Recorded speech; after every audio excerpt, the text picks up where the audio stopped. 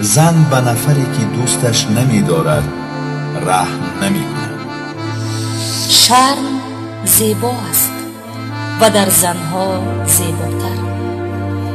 غم زنان به مثل شمال تابستان است، با شدت و کوتاه. از دختری بد زنی خوب نمی شود. زنی که مود را ترک نمی کند زنی است که به خودش عاشق است. زنت را درست انتخاب کن، زیرا 90% خوشبختی و بدبختیت از او وابستگی دارد. زنی که خوشبختی می خواهد به الماس گردنش نی، به گلی تحفه شده نظر می کند. بهترین زن آن است که به شوهرش محبت ظاهر می کند. زن مادر که شد به کمال می رسد. زنی هست که خانه می سازد و زنی هست که خانه می سوزاند. زیبایی زن به مثل آتش است، نزدیک نشوی ضرر نمی رساند. زیبایی زن تنها بعد از دوستداری پیدا می گردد.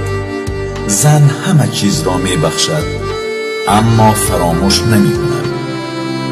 یکی از وظیفه های زن پس از خواب رفتن کودک خواب رفتن است.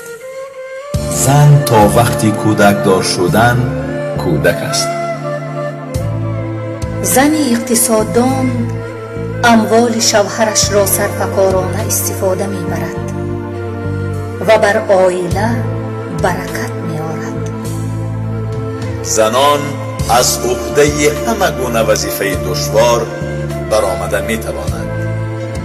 در دنیا 4 نعمت است. با آن شخصی که این 4 نعمت نصیب می گردد در دنیا و آخرت خیرش را می بیند. زبان ذکر کننده، قلب شکر کننده، بدنی که به درد و غم طاقت می کند و زنی صالحه. زنی صالحه برای شوهرش نعمت جنت است و زنی بد عذاب جهنم. زنی صالحه باش تا برای شوهرت نعمت جنت باشی.